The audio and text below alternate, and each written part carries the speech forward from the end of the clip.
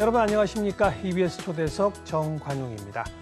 얼마 전에 한 변호사가 나 망했다 이렇게 공개 파산 선언을 합니다. 돈을 못 벌어서 사무실 월세도 못 내고 또 빌려서 쓰던 복사기, 정수기 반납한 지 오래다. 빚도 몇 억 된다. 이렇게 망했으니 시민들 좀 도와주십시오. 이렇게 손을 벌립니다. 그런데 공개 파산 선언한 지 불과 3일 만에 후원금이 1억이 모이고요. 벌써 4억을 넘기는 전무후무한 일이 벌어졌습니다. 이 변호사가 누구냐고요? 억울하게 옥살이한 그 피고인들을 무료로 변론해서 재심을 이끌어낸 국내 최고의 재심 전문 변호사 박준영 변호사입니다. 어떤 일들이 벌어졌던 것인지 오늘 스튜디오에 초대해서 자세한 이야기 나눠보죠. 박준영 변호사 어서 오십시오. 안녕하세요. 네. 아니 망한 변호사가 뭐 그렇게 자랑이라고 이렇게 TV에까지 나오고 그러십니까? 예, 저도 이렇게 될 줄 몰랐습니다. 어떤 절망적인 상황에서 희망을 본다고 하지 않습니까?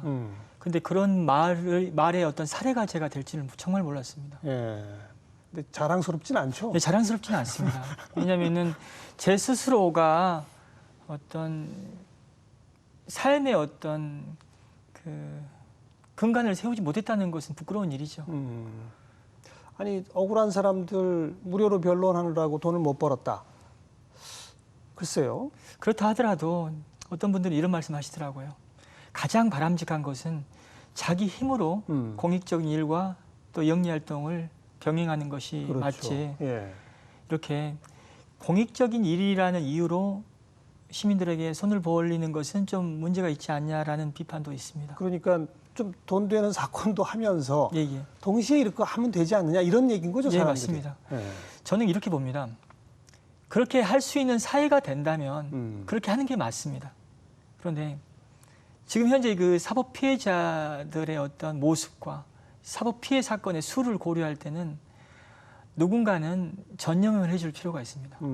전념이라는 것이 영리활동을 병행해서 한다면 그게 가능하지 않거든요. 예, 예. 돈을 받으면 돈을 받은 사건을 우선적으로 해주는 게 또 어찌 보면 양심이 맞는 일입니다. 그래야죠, 예. 그래야죠. 예.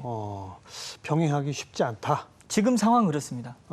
물론 지금 상황에서 좀 사법 피해자들이 구제되고 사법 시스템 자체가 정말 정의롭게 굴러갔을 때는 그때는 소수의 어떤 억울한 사건을 위해서 일을 하는 사람들이 영리활동을 병행하면서 충분히 할 수 있겠죠. 지금 그런 피해자가 워낙 많습니까? 지금 엄청납니다. 그래요. 억울한 옥살이를 하신 분들도 있고요. 좀 최근에 지금 그런 문제 많은 변호사들의 그 모습이 보이는데요. 예, 예. 그런 분들의 변호 활동으로 인해서 죄를 지었던 사람이 무혐의를 받거나 무죄를 받는 경우가 또 얼마나 있었겠습니까? 그렇겠죠. 그러면 그 반대되는 당사자들의 피해는 또 사법 피해가 되는 겁니다. 아하. 우리가 지금 사법 피해자, 뭐 재심 이런 단어를 쓰는데 예, 예.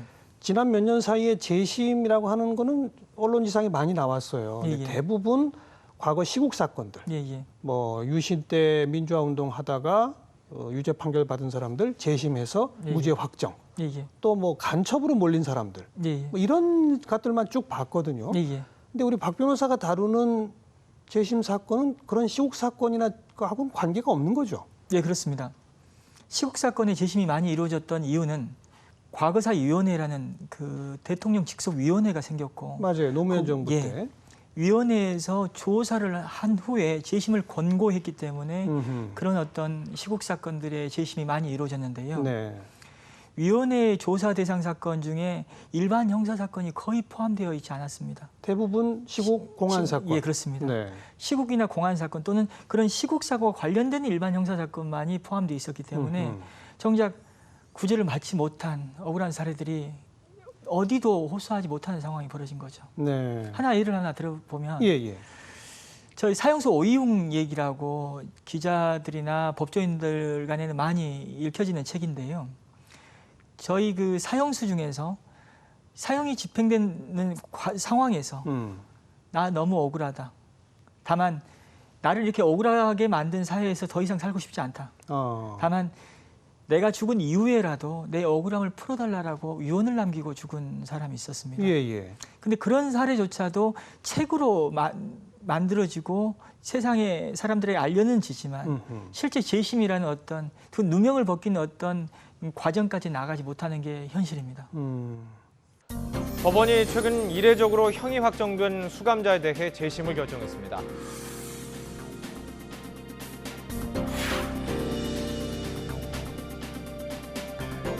올해 초 진범이 범행을 공개 자백하면서 법원이 재심을 결정했는데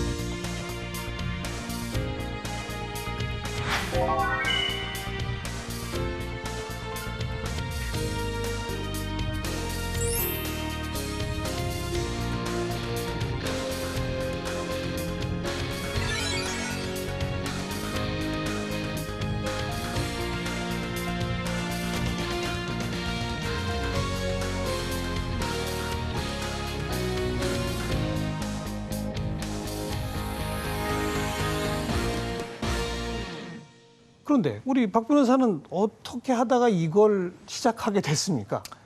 저도 재심을 전문적으로 할 생각은 전혀 갖고 있지 않았습니다. 음흠. 그리고 또 저는 그냥 편하게 변호사 하면서 경제 활동하고 또 그냥 제가 생각했던 안락한 삶을 생각했는데요. 잘 먹고 잘 사는. 예. 예, 예.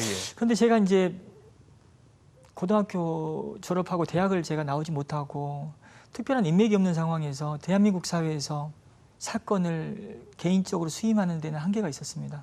대학을 안 다녔어요? 예, 대학은 제가 지방에 있는 국립대학교 한 학기를 다닌 게 전부고요. 한 학기만? 예. 왜 그만뒀어요? 그때 당시에는 복학을 하려고 했는데 좀 약간 다른 이유도 있었긴 했지만 주된 이유는 중학교 때까지 제가 공부 잘했는데요. 고등학교 3년을 놀고 보내다 보니까 저보다 공부 못했던 친구들이 서울에 있는 대학을 갔어요. 서울에 좋은 대학에 예. 가고. 그래서 그것 때문에 좀 자존심이 좀 상했고 또 저희 어머니가 돌아가신 이후에 제가 많이 방황을 했었거든요. 예, 예. 그런 방황에 대해서 3년 방황했다고 인생이 이렇게 달라진다는 건 말이 안 되는 것 같고 뭔가 다시금 제게도 기회가 있을 거라고 생각하고 고시를 했었습니다. 아, 고시를 선택했다, 거기서? 고시인데도 이제 사시를 선택했던 이유는 행시 외시는 주변에 보는 사람이 없었습니다. 예, 예. 사시는 다행히 제가 전역할 당시에 한 달 고참이 사시 공부한다고 하더라고요. 군대 예, 선배가 근데 예. 1년 한 달 선임이요. 예, 예. 그분이 지방에 있는 국립대학교 다니시는데 여름 방학 때 서울 신림동에 공부하러 간다고 했습니다. 그래서 저도 같이 가자고 해서 그때 같이 올라와서 했던 겁니다. 고시, 사법고시 패스해서 인생 역전 한번 해보자. 예, 그랬습니다. 처음에는. 그래서 몇 년 만에 붙었습니까? 좀 5년 걸렸습니다. 5년. 예. 그랬어요. 그 다음에 변호사가 됐고. 저는 이제 인생 역전이 된 걸로 착각했어요. 그런데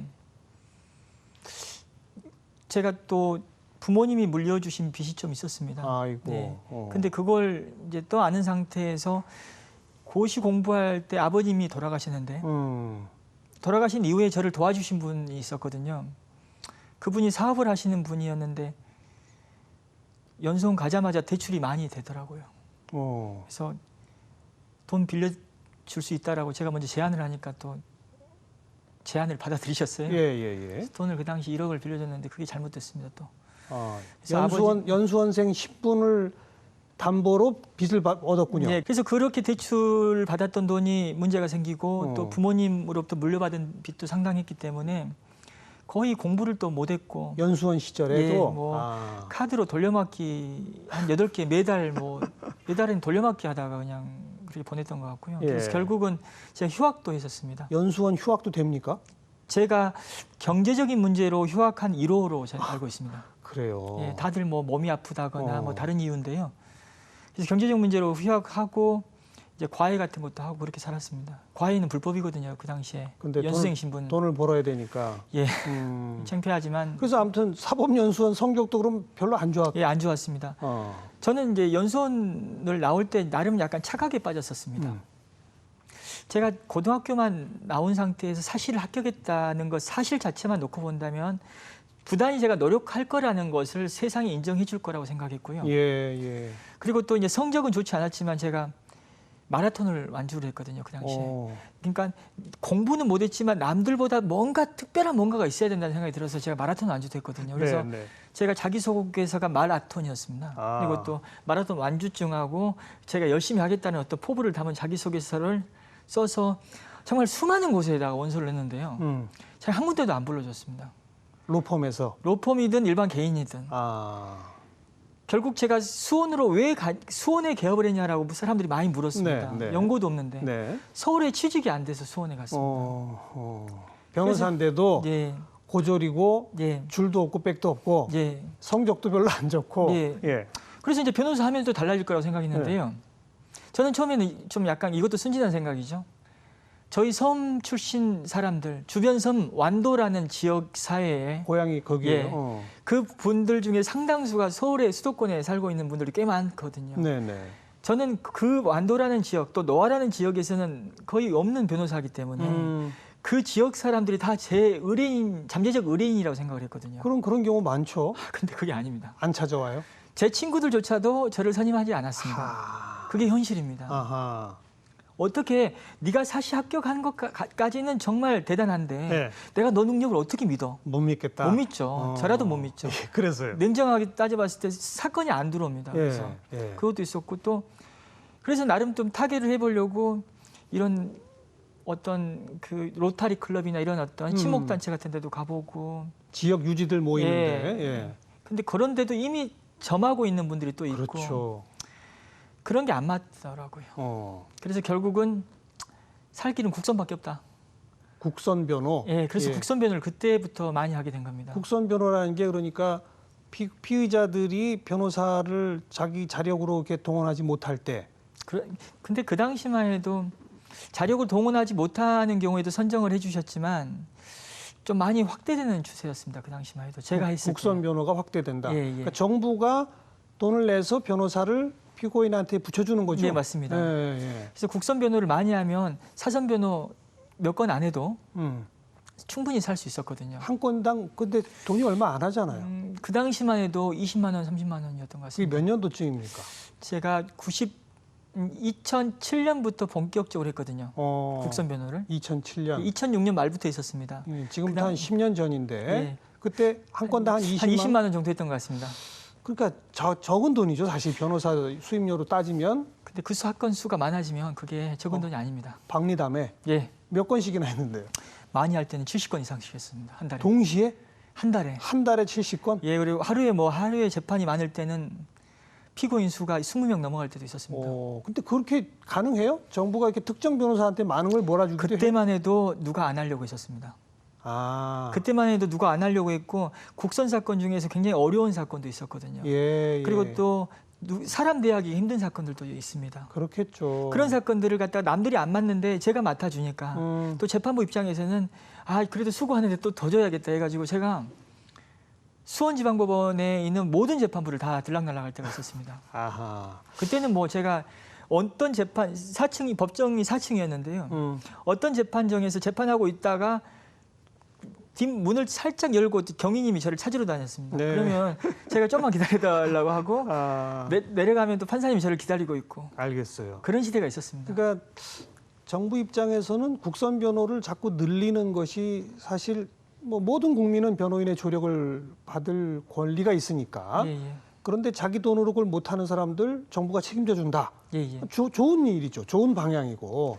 그런데 변호사들은 사실 국선 변호 좀 꺼리고. 예, 예. 이게 맞물려서 우리 박 변호사가 그런 박리담회를 할 수 있었다. 예, 그 당시 상황은 그랬습니다. 지금은 서로 하려고 하죠. 요즘 그렇죠. 예, 서로 하려고 합니다. 변호사가 워낙 많아졌기 예, 때문에. 좋은 시대에 제가 좋은 기회를 잡았던 거죠. 그래서 그렇게 예. 그렇게 해서 이제 제가 그러면서도 그렇게 계속 한다는 게 너무 힘들었습니다. 그렇죠. 사람 만나는 것도 힘들고 사건 기록 검토한다는 게 이게 사건 수가 너무 많다 보니까 정말 잠을 못 자고 거의 뭐 1년 365일 일만 했거든요. 네.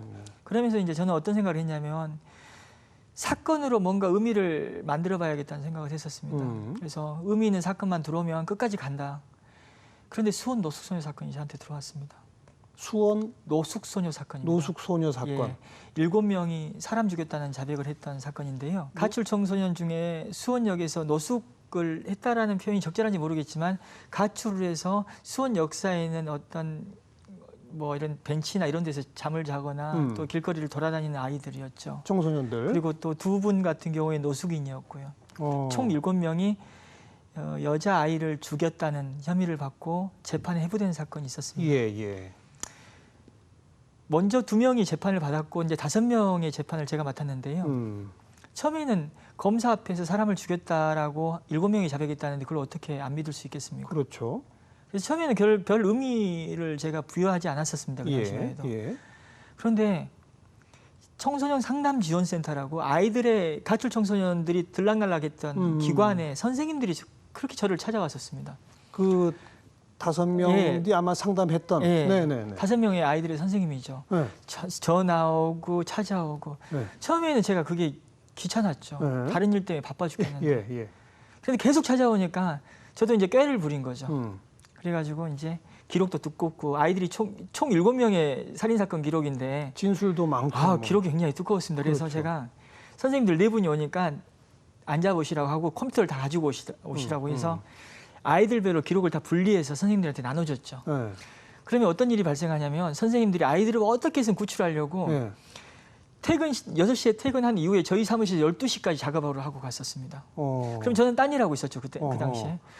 일종의 조수를 쓰신. 예, 그랬었습니다. 예. 그래서 선생님들이 이제 작업을 다 깔끔하게 해주십니다. 진술을 분석을 다 해주시고. 아이들 한 명 한 명의 한 명, 한 진술을. 명당. 네.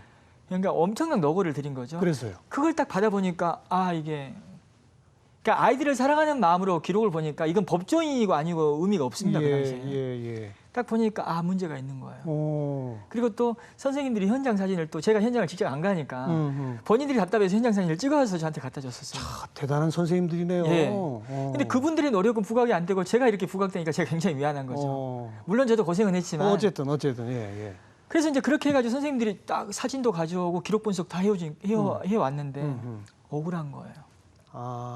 이게 제 인생 무죄다? 바꿔주는 사건이구나. 무죄다라는 확신 들었죠. 확신이 딱 와요. 예, 또 아이들도 보니까 이제 그렇게 확신을 갖고 또 아이들을 보니 그렇게 억울해 보일 수도 없고. 그래서 저는 제 인생 바꿔줄 사건을 생각하고 달라들었습니다. 인생을 바꿔줄 사건이란 게 무슨 말이죠? 유명해지잖아요. 억울한 아이들을 변호해서 국선 변호로 무죄를 받아내면 국선 변호의 무죄 이상이었습니다. 왜냐, 그 사건이 발생한 이후에 매스컴에 엄청난 많은 보도가 있었습니다. 그러네요. 그 보도를 다 뒤집는 어떤 사건이 되는 거죠. 내가 유명해질 수 있다. 예, 그렇죠. 유명해지고 싶었어요? 유명해지고 싶었죠. 왜냐, 제가 유명해지지 않으면 저한테 사건을 안 맡기죠. 그러니까 아까 그래서 곧 친구조차도 사건 안 맡기는 상황에 내가 유명한 사건 하나 해결하면 나한테 이제 사건이 오겠구나. 이제 생각했죠. 그렇게. 당연히 그렇게 생각하죠. 그래서 반드시 성공을 해야겠다 생각했고 그래서 죽기 살기로 했죠. 뭐 공익적인 관점도 물론 있었습니다. 제가 뭐 전혀 없었던 건 아니고요. 근데 일단 제가 어떻게 해서 유명해져야겠다라고 생각하고 달라들었을 때는 그 힘은 어마어마합니다. 잠 안 자고 현장 쫓아다니고 사람 만나러 다니고. 공익 목적보다 힘이 더 나요? 더 납니다. 사익이 더 난다. 예, 저는 더 난다고 봅니다. 때로는. 솔직한 얘기지만 맞는 얘기죠. 때로는 더 납니다. 물론 사익이 사건을 조작하거나 증거를 조작하는 어떤 불행한 행태로 발전했을 때는 아주 문제가 많지만 그렇죠. 사실관계와 진실을 중심만 잡고 간다면 그 사익은 어마어마한 효과를 냅니다. 힘을 발휘할 수 있다. 정말 할 수 있는 모든 수단을 다 동원합니다. 어떻게 했어요, 그래서? 현장 찾는 거는 기본이었고요. 정말 꿈속에서도 그런 꿈을 꿔야겠다는 생각할 정도로 그리고 TV에서 어떤 그 술에 취한 사람을 업고 가가지고 딱 눕히는 장면이 나오면 눕히는 장면 속에서의 그 모습을 보면서 사체가 저렇게 누워 있었는데 사람을 어디서 죽여가지고 데리고 들어가지 않았을까 하는 그런 상상도 하게 되고 기록을 하도 자주 보니까 기록 속에 있는 사체의 어떤 온도와 어떤 사망 원인 같은 경우도 이게 굉장히 의학적 지식을 요구하는 부분인데 그것도 포털 사이트를 통해서 검색도 해보고 또 검색 과정에서 궁금한 게 또 있으면 법의학자들한테 메일을 또 보내요. 그리고 때로는 형사소송법 관련해서 궁금한 게 있으면 이 분야에 대해서 조금이라도 논문 쓴 분들한테 다 메일을 보냈습니다. 교수들한테도. 예, 근데 메일 답장 거의 안 옵니다. 저는 거기서 굉장히 좀 우리나라 지식인 분들의 사회적 책임에 대해서 좀 생각하게 되거든요. 장문의 메일을 정말 교수님 이러이러한 사례에서 이러이러한 사건을 하고 있습니다. 먼저 사건을 언급했습니다. 제가 이런 불쌍한 약자 사건 하고 있습니다. 그러니 도와주십시오 했는데. 그 사건에서 제가 이런 부분이 궁금한데 어허. 교수님 어떤 생각이나 논문이나 외국 사례 있으십니까? 정말 대한민국에서 정말 유명한 분들 그리고 이름 있는 학자들한테 제가 다 근데 보냈습니다. 답장이 안 와요. 한 분한테 딱 옵니다. 맞습니다. 답장 받은 분이니까 누군지. 예, 그분 경북대학 권옥을 교수입니다. 어, 본인의 논문을 보내주면서 미안합니다라고 하면서 그런 분이 딱 한 분 있었습니다. 많은 도움이 됐어요, 그래도. 많은 도움이 됐죠. 하긴 희망이었는데. 생각해 보니까 살인 사건의 피고인들이고 예. 본인이 자백까지 했다. 예, 그러면 그 경찰도 검찰도 촘촘히 뭔가 증거를 쭉 이렇게 했을 거 아닙니까? 예, 예. 그거 하나 하나를 벗겨내야 되는 거군요. 예, 그렇습니다. 혼자 힘으로. 왜 그게 또 힘이 들 수 있냐면요. 저는 처음엔 힘이 들 거라고 생각하지 않고 접근했던 부분도 있습니다. 예. 막연하게 예. 아, 진실이 이건데 네. 당연히 밝혀지겠지라고 생각했는데요. 이게 사람을 죽였다는 자백의 중대성 그리고 단 7명이 뭉쳐 있다는 것을 극복하는 게 만만치 않았습니다. 그렇죠, 그렇죠. 이게 뭐 어떤 그런 선례가 있었다면 이런 알겠어요. 선례가 있기 때문에 이런 게 충분히 가능합니다라고 얘기할 수 있는데 선례가 없기 때문에 좀 아까 표현을 예. 이게 진실이니까 밝혀지겠지라고 무심코 말했잖아요. 예, 예. 근데 본인이 밝혀내야 되는 거죠. 그때는 하나 하나를. 근데 진실이니까 밝혀지겠지라고 생각했고 이렇게 힘들 줄은 처음에 몰랐습니다. 그러니까 제가 지금 수원 녹숙소년 사건은 2008년 1월부터 2013년까지 5년 동안 형사재판을 진행했었습니다. 예, 예. 그리고 지금은 국가배상 청구 소송을 지금 진행하고 있거든요. 그러니까 이 사건은 지금도 진행 중인 사건입니다. 저는 이렇게 길게 갈지 몰랐죠, 처음에. 그렇죠. 2008년 1월부터 2013년이 대법원이죠. 그때 그래서 무죄 확정. 예, 재심으로 7명이 다 무죄를 받았습니다. 5명은 재판 과정에서 무죄를 받았고 2명은 재심을 거쳤거든요. 그렇죠. 5명은 처음에 이제 변호 맡은 사건이니까 그렇습니다. 바로 무죄를 했고 예. 이미 유죄가 된 2사람은 재심으로 재심으로 해서 했습니다. 7명 모두 무죄. 예, 그게 2013년에 아. 끝났거든요. 그리고 그 후에 지금 국가배상을 지금 예, 2016년까지 하고 있는데 처음부터 이렇게 오래 걸릴 줄 알았다면 한 번쯤 생각은 해봤겠죠. 다른 사건으로 유명해질 수 있으면 다른 사건을 골랐겠죠. 근데 처음에는 이렇게 제가 좀 약간 디테일하게 분석을 하거나 이 사건이 이렇게 어려울 수 있다라고 생각을 하고 달라들었던 건 아니거든요. 달라들다 보니 그렇게 되더라. 예, 막연하게 물론 변호사 수임료는 한 푼 못 받으셨어요. 아, 국선 변호인 그거 한 20만 원씩 받으셨겠네. 1심 때는 국선 변호료를 받았지만 2심, 3심 무료로 했습니다. 계속 그 후로부터는 1심 때만 이제 근데 1심 때 제가 실패를 했습니다. 1심에서 1심에 유죄 나왔습니다. 그래요. 예, 제가 실패했습니다. 그때. 어, 그게 굉장히 그것도 어찌 보면 제 실수거든요. 근데 그렇죠. 결과적으로 지금 사건이 잘 되다 보니까 그런 실수가 지금 묻히고 있는데요. 어쨌든. 근데 이제 잘못했- 2심에서 무죄로 예. 뒤집어진 거예요? 예. 2심 2심에서 무죄, 3심에서 최종 무죄 2010년 7월 22일 날 받았습니다. 아이들 건. 그리고 재심까지 한 게 2013년. 13년. 예. 2010년 아이들 거 무죄 되면서부터 사실 유명해진 거죠. 예, 그때부터 좀 유명해졌습니다. 제가 솔직히 2009년 1월 달에 유명해질 줄 알았습니다. 왜요? 2심에서 무죄 나올 때.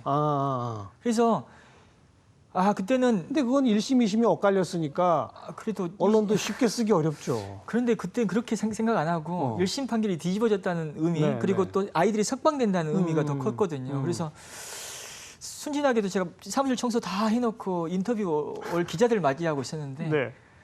강호순이 잡히고 연쇄살인범 설 연휴 다가오지 검사 상고해버리니까 딱 묻히더라고요. 그래서 제가 그때 경험을 거울 삼아서 대법원 선고는 미리 통지를 해주거든요. 일주일 전에 보도자료를 제가 다 썼습니다. 2010년에 2010년 7월 달에.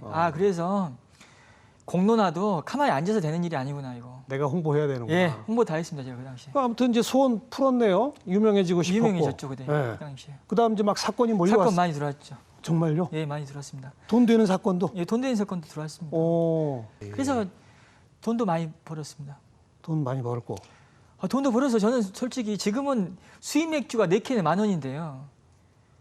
저 한참 때는 수입 맥주가 그 일반화되지 않을 때는 이런 호프집에 가면 7, 8천 원씩 했습니다. 그래요? 예, 그걸로 제가 술 취하기도 했었습니다 옛날에는.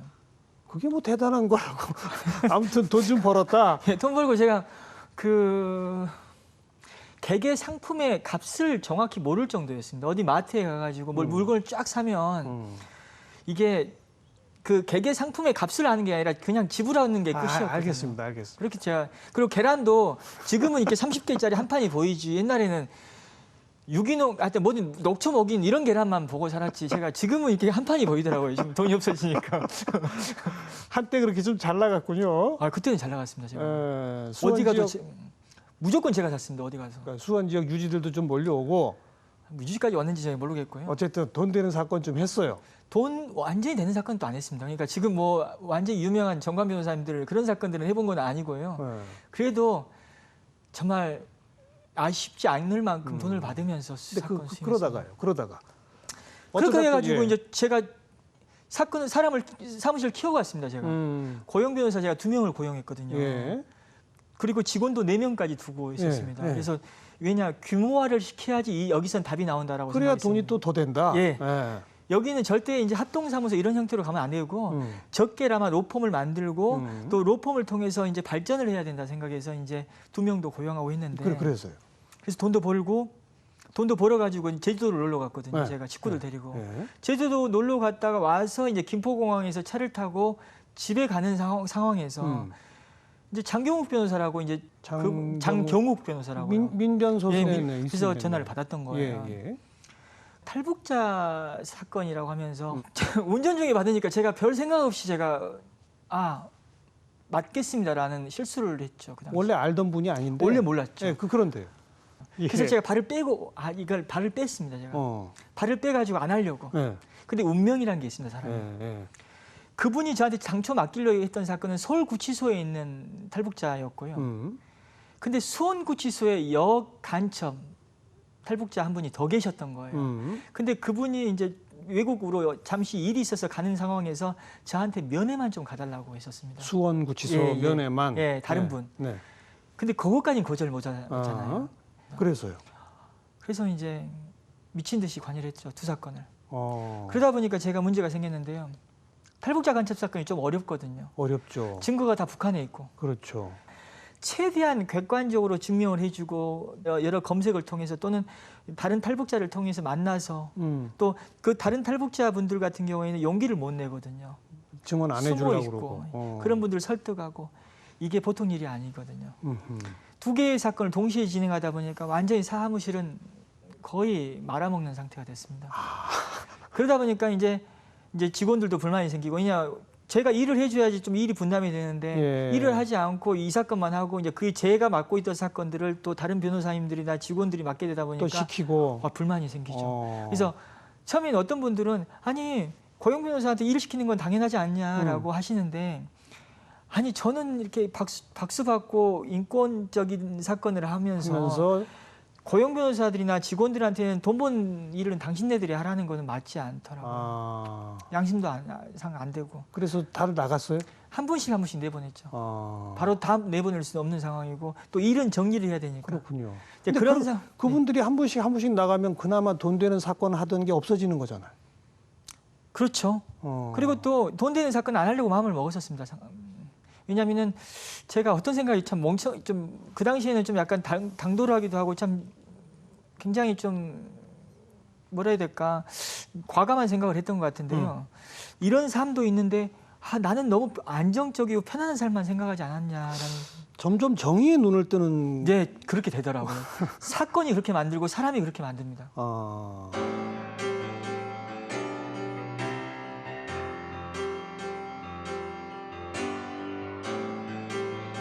그 확인해 주세요. 나한테도 인권이 있는지 없는지. 일도 빠고 그래가지고 좀 제가 어려워요. 17년 동안 얼마나 기다렸습니까? 그런데 실체 진실 발견하는 게 이게 얼마나 우스운 얘기예요. 진범이 자백했는데.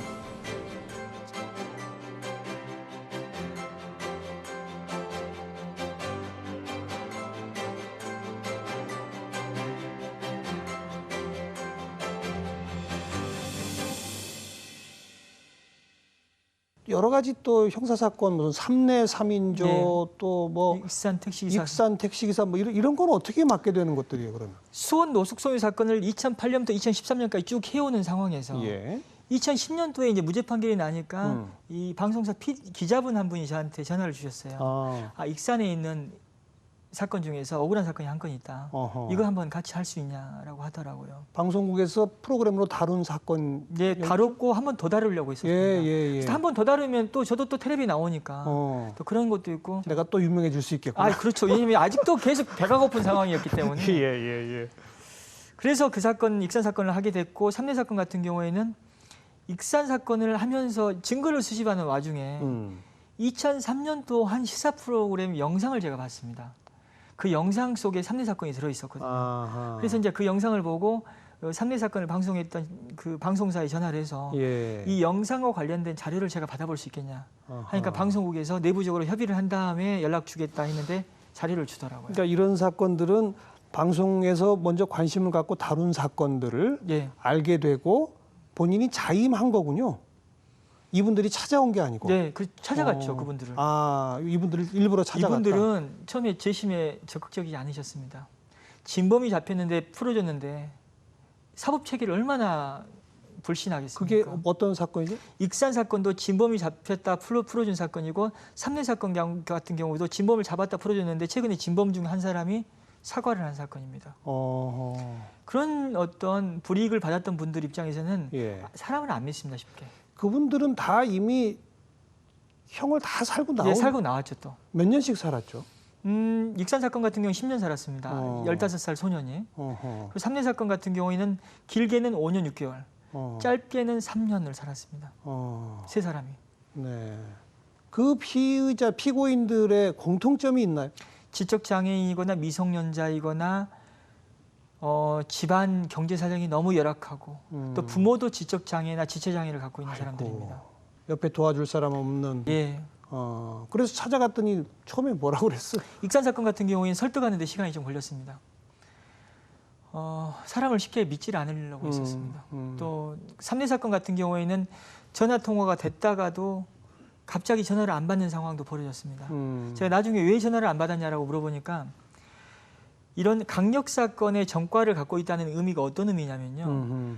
인근에 강력 사건이 발생했을 때는 또 용의자 중에 한 사람이 됩니다.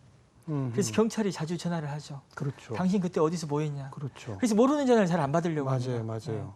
그리고 또 제가 경찰 쪽과 관련된 사람이 아닌가에 대한 의심을 또 갖고 있습니다. 그렇겠죠. 생전 처음 본 사람이 와가지고 도와주겠다는데 예. 그걸 어떻게 믿을 수가 있습니까? 예. 그 사람들의 심리 상태 그랬거든요. 어떻게 설득했어요? 하루아침에 설득되는 건 아닙니다. 계속 만나고 때론 연락 안 되면 또 어떻게든 찾아가지고 다시 또 연락되게끔 하고 술도 같이 또 먹기도 하고 그렇게 해서 설득해 가면서 아니 그리고 그 사람들 스스로가 나 억울하니 좀 도와주세요 해도 사실 참 힘든 일인데 그분들이 안 하겠다는데도 그렇게 가서 설득해서 이걸 재심으로 가자. 안 하겠다라는 사람도 있었지만 또 굉장히 묵묵부담인 사람도 있고요. 근데 이제 거기서도 제 욕심이란 게 또 있었겠죠. 있었겠죠가 아니라 있었죠. 왜냐면은 워낙 어떤 문제가 많은 사건이기 때문에 해결만 하면 우리 사회에 큰 변화를 주고 저도 어떤 위치에 올라서겠다는 생각도 했었죠. 또 거기도 사욕이. 아, 당연합니다. 지금은 많이 사욕을 내려놨지만 삼내 사건, 익산 사건을 맡게 될 당시만 해도 사욕이 많았죠. 그러니까 그렇게 설득하러 다니고 네. 사람 찾으러 다니기 얼마나 힘든데요. 이게 그렇죠. 옛날 주소지 찾아가가지고 그 집이 다 없어져가지고 안 보이는데 그 어디 사는지 모르냐라고 물어보기도 하고 명절 때 나타나면 좀 제발 연락 좀 달라고 하기도 하고 그랬습니다. 우리 시청자분들이 참 저 사람 참 솔직하게 얘기하네 이렇게 하면서 방송을 보고 있을 것 같아요. 뭐 다 이 어려운 사람 도와야죠. 정의감에 불타 보통 이렇게 말하기 쉬운데 그렇죠. 그게 왜 필요한지 아십니까? 사람들은 너무 솔직한 거 아니냐라고 얘기하신 분도 있고 그게 매력이다라고 얘기하시는 분들도 있고 하는데요. 저는 제가 그게 매력이 될 수 있고 사람들이 저에 대한 호감을 갖게 하는 하나의 요인이 될 수 있다고 생각을 하고 있습니다. 먼저 첫 번째는. 두 번째는 왜 제가 계속 이렇게 얘기를 하냐면요. 예.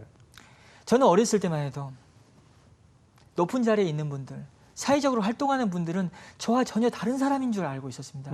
저와 전혀 다른 특별한 사람으로 알고 있었거든요. 그분들이. 그런데 변호사를 하면서 그런 여러 부류의 사람을 만나보니까 저와 별 다른 사람이 아니구나. 그리고 저와 별 다른 사람이 아님에도 불구하고 가면을 쓰고 있거나 약간 과장된 행태를 보이고 있구나라는 생각을 하게 됩니다. 물론 훌륭한 분들도 있죠. 네, 네. 그런데 그런 모습들이 사회적인 발전에 그렇게 도움이 안 됩니다. 왜냐? 사람은 누군가를 특별한 대상으로 생각해버리면 그 사람을 존경하고 존중은 할 수 있을지언정 그 사람을 따라하려고는 하지 않거든요. 그런데 나와 별 다름이 없는 평범하다, 하나도 거룩하지 않다라는 생각을 하게 되면 나와 내 주변에서 발생하는 여러 문제에 대해서도 나도 저 사람 같이 한번 뭔가 욕심을 갖고 한번 해보자라는 생각을 하게 되거든요. 내가 솔직하게 내 본 모습 그대로를 털어놔야 예. 그래 나도 할 수 있겠구나 하는 예. 사람이 생긴다. 예. 아. 그런 어떤 자기 주변에 어떤 변화를 통해서 세상은 바뀌는데 그 주변의 변화는 용기를 통해서 할 수 있는 거고 용기는 설레를 통해서 용기를 얻을 수 있는데 그 설레가 특별한 사람이라는 생각을 갖게 만들어버리면 절대 안 됩니다. 전혀 다르지 않은 나와 똑같은 사람이다, 저 사람. 근데 저렇게 할 수 있구나. 네, 네. 저는 그걸 생각하면서 이렇게 얘기하는 나름 어떤 그 생각이 있습니다. 제가. 아이고 워낙 뭐 본인 스스로 성격이 진솔하신 것 같고 꼭 완전히 진솔하지는 않습니다. 전략도 좀 있다 이런 말씀. 전략을 최대한 줄이려고는 하는데요. 네. 근데 방금 하신 그 말씀은 참 큰 울림이 되네요. 저건 특별한 사람만 하는 일이야. 이렇게 되면 안 된다. 안 됩니다. 예. 나도 할 수 있겠구나. 예. 라고 할 수 있게끔. 세상을 움직이는 힘은 정말 잘난 사람들의 호령이 아니라는 생각이 들더라고요. 그래서 소시민들의 연대의 힘이 가장 무섭습니다. 그래서 스토리 펀딩이라는 어떤 제가 그 펀딩을 원래는 제 개인 펀딩을 지금 하고 있지만 사건 펀딩을 전에 했었던 거거든요. 아하. 사건 펀딩을 통해서 공론화를 시키면서 여론을 통해서 재심을 이끌어낸 게 익산 택시기사 살인 사건입니다. 아하. 소시민들의 연대의 힘이 뭉쳐버리니까 음. 재심 재판부를 자극하더라고요. 네, 네. 2015년 1월 달에 신문길이 열릴 때만 해도 사실상 기각이었습니다. 그 사건. 재판부가 어떻게 사람 죽였다는 자백을 허위를 할 수 있냐라는 질문을 당사자한테 할 정도면 그것은 재심이 안 되는 사건이거든요. 근데 나오자마자 지금 이제 박상규 기자라고 같이 펀딩하는 기자한테 우리 진범을 공개해버리자고. 진범을 공개하면서 대중들한테 이런 사건도 이렇게 풀리지 않고 있습니다라고 호소를 한번 해보십시다 해가지고 스토리 펀딩을 시작해버렸거든요. 네. 분위기가 급반전되면서 불과 5달, 넉 달 만에 재심 개시 결정이 나와버렸습니다. 법원의 입장이 변화했군요. 예, 저 신기하더라고요. 사회적 압력 앞에 굴복하는 예. 거죠. 근데 그걸 보고 어떤 분들은 여론으로 재판에 영향을 준다라고 이렇게 반감을 갖고 계시는 분들이 있는데요. 저는 그렇게 안 봅니다. 국민의 법 상식을 재판부에 전달을 제대로 하고 해야 네. 되는 상황이거든요. 지금 네, 네. 오히려. 네. 물론 사법부에 계시는 구성원들 입장에서는 여론이 영향을 주면 안 되고 법관의 독립이 보장돼야 된다라는 말씀을 많이 하시는데 우리 사회는 아직 그런 단계보다는 국민의 상식이 뭔지에 대해서 법관이 제대로 아는 게 더 중요하다고 생각합니다. 네, 네. 그래서 사건 갖고 계속 펀딩을 하는 거죠. 그리고 또 사건마다 개별 특성이 있겠습니다만 지금 언급한 것처럼 예. 진범을 잡았다 풀어주고 뭐 예. 이런 일들의 경우 또 진범 스스로가 내가 진범이다라고 예, 스스로 자백을 하고 예. 그런데도 지금 뒤바뀌어 있는 그렇습니다. 이런 사법정의는 바로 잡아야 한다. 당연합니다. 그런 거죠. 그렇습니다. 그렇게 바로 잡혀야지 정말 잘못을 안 하게 되거든요. 네, 사람이. 네. 그래서 이런 생각을 많이 갖고 있어요. 저는요. 잘못을 했을 때 바로 잡는 게 필요한데 그러니까요. 바로 잡지 못하는 이유가 일정한 단계를 지나버리면 바로 잡았을 때 자기가 받는 불이익을 가장 크게 걱정을 해요. 그게 바뀌어야 되거든요. 그래도 바로 잡아야죠. 근데 그게 이제 어떤 또 문제가 있냐면은 바로 잡는 것이 용기로 받아들여지고 또 그런 실수를 했을 수 있다라고 해가지고 때로는 관용을 베풀어주는 시스템이 있다면 조직 내에서. 예. 근데 그런 시스템이 없다 보니까 아하. 그런 시스템의 문제도 있습니다. 제가 봤을 때는 잘못은 누구나 할 수 있고 바로 잡았을 때 잘했어 그래 다음부터 잘하자 이런 어떤 문화가 있으면 좋은데 그게 아니라 바로 잡으면 바로 잡은 것과 동시에 자신은 엄청난 불이익을 입고 또 바로 잡았을 때는 또 그 사건을 계속 같이 진행했던 다른 사람한테 또 불이익을 줄 수 있다는 어떤 그렇죠. 그런 문제 때문에 바로 잡지 못하거든요. 네. 우리 사회가 그게 가장 큰 문제 같아요. 근데 아무튼 사회적으로 보면 네. 그런 억울함을 호소하는 형사 사건, 또 사법 피해자라고 아까 표현한 예, 예. 대부분 취약계층 아닙니까? 대부분 그렇습니다. 그러니까요. 왜냐하면 돈이 있으면 그런 재판 안 받았겠죠. 그런데 본인이 변호사 다 고용해서 그렇죠? 그런데 우리 사회는 그렇지 않은 사례도 꽤 많습니다. 누군가가 정말 미워서 또는 누군가에 대한 무고를 통해서 내가 어떤 이익이 있기 때문에 이럴 때 화이트 칼라 또 가진 자도 억울한 재판을 받는 경우가 꽤 많습니다. 많다. 예. 네. 근데 그런 사례들이 또 굉장히 또 그런 사례를조차도 제대로 바로잡히지 않고 있는 경우도 많습니다. 그래서 사회적 약자의 어떤 허위자백 사건과 이들의 인권 침해 사건의 이런 사법 피해의 전부거나 대부분이라고 얘기할 수는 없습니다. 우리 사회는. 우리 사회에 여러 가지 또 장치가 있잖아요. 뭐 법률구조공단, 국민권익위원회, 뭐 인권위원회도 있고 또 변호사 단체에서도 뭐 민변과 같은 단체도 있고 공익변론을 전문으로 하는 그런 또 이 조직도 있고 말이죠. 그게 사실상 기능을 하지 못하고 있습니다. 왜냐하면 예. 먼저 기관의 문제점을 먼저 얘기해드리겠습니다. 예. 법률구조공단의 소속은 법무부입니다. 법무부는 검찰을 그렇죠. 또 휘하에 두고 있죠. 그리고 또 기본적으로 수사나 재판 중인 사건의 경우에는 관여를 하지 않는다라는 어떤 법률 조항이 상당히 많이 있습니다. 그리고 또 재판이 확정된 사건은 특별한 사정이 없는 선홀되지 않는다는 그 판결의 확정력에 근거한 예. 법적 안정성을 중시하는 법률이 굉장히 또 많고요. 그렇죠. 그러니까 법제상의 문제, 기관상의 문제, 사람의 어떤 억울한 목소리를 들을 수 있는 준비가 안 돼 있다는 여러 가지 복합적인 작용에 의해서 이런 사법 피해자들의 목소리를 들어주는 시스템은 거의 전무한 상황입니다. 그래요. 예를 들어보면 예. 익산 택시기사 살인 사건 같은 경우에는 재심이 됐지 않습니까? 법원에서.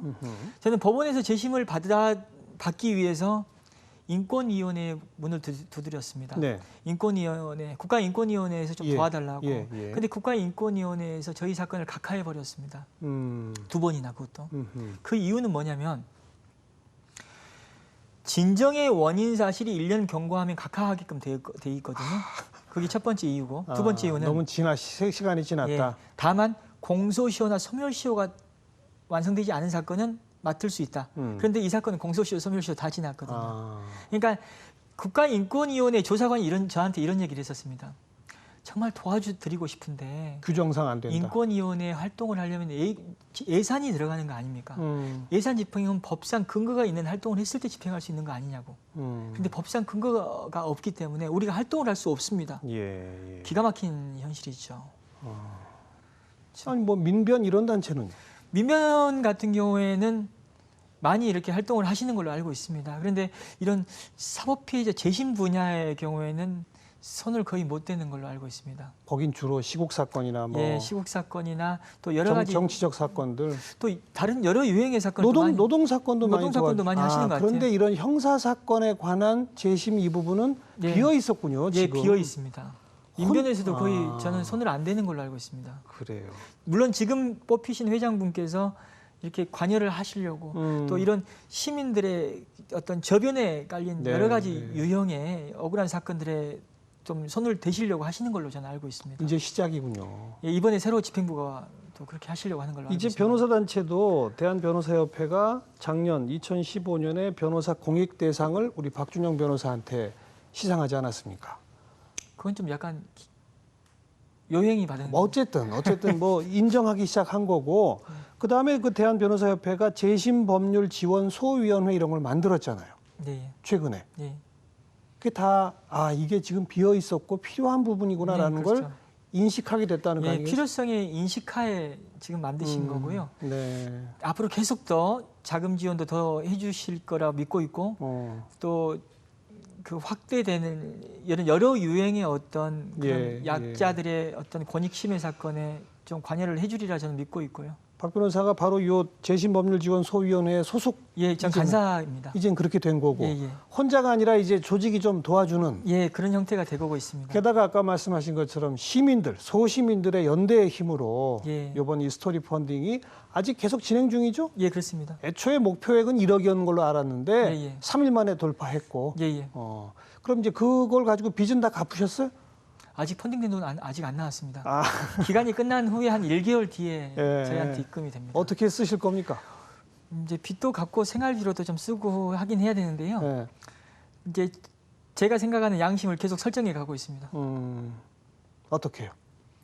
어느 정도의 빚을 갚을 것인가? 다 갚는 것은 양심에 반하는 거고요. 일부만 갚고 또 좋은 일에 써야죠. 근데 지금 현재도 소위 일반 사건을 안 하고 있잖아요. 이제는 할 수 없는 상황이 돼버린 것 같습니다. 그러니까 전혀 수입이 없잖아요.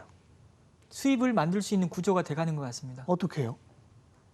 오늘 이렇게 또 나오면 강연 요청 들을 것 같고요.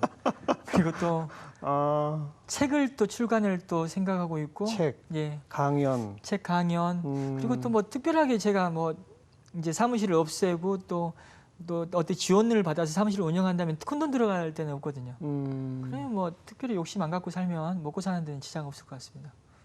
부인, 뭐 직장 업, 예, 전업주부입니다. 전업주부. 네. 아이들은 몇? 셋입니다. 셋. 부인, 셋째는 제가 계획은 없었거든요. 부인이 뭐라고 안 해요? 이렇게 되는 상황까지 가는 데 있어서 그러니까 빚이 굉장히 이렇게 많다는 것에 대해서 얘기를 잘 안 했죠, 제가 집에서. 이제 펀딩이 시작됨과 동시에 그 기사를 통해서 제 정확한 채무 구조를 집에서는 알았고요. 그런데 펀딩 돈이 많이 몰리다 보니까 예. 저한테 불평을 할 수 있는 상황이 안 됐던 거죠. 그동안 속여왔군요, 그러니까. 근데 말을 해봤자 이렇게 서로 간에 좋은 얘기나 오고 갈 상황이 안 되다 보니까 좀 어렵다는 건 알고 있었지만 알겠습니다. 구체적으로 얘기는 안 했습니다. 앞으로는 이제 혼자 하시던 그 일을 조금 더 조직적으로, 체계적으로, 예, 그리고 가능하면 정부도 좀 나서게끔 촉구하고 예, 그렇게 하려고요. 그런 활동에 매진하시겠다. 그럴 계획입니다. 잘 되셔야 됩니다. 예, 반드시 정말 똑바로 살아가지고 하나의 어떤 선례가 되고 싶다는 생각이 욕심이 있습니다. 똑바로 살아서 선례가 되고 싶다. 예, 사람들이 본인 자녀들에게 이렇게 살아도 된다라고 교육을 시킬 수 있었으면 좋겠습니다. 우리 사회 정의가 사라졌고 또 정말 착하게 살면 손해본다라는 어떤 인식이 깔려 있는데요. 그냥 이렇게 살아도 된다라고 얘기할 수 있는 선례가 되고 싶은 욕심이 있습니다. 더 많은 활동 기대하면서 지켜보도록 하겠습니다. 오늘 나와주셔서 감사합니다. 네, 감사합니다. 네. 자, 지금까지 우리 모두 애써 눈을 감고 있던 영역이었구나라는 한탄이 드는군요. 사법 피해자들, 억울한 사람들에 대한 이 사회적 문제를 우리에게 크게 제기하신 박준영 변호사 함께 가슴에 새기게 됐습니다. 다음 주에 다시 뵙죠. 안녕히 계십시오. 수고하셨습니다. 수고했습니다.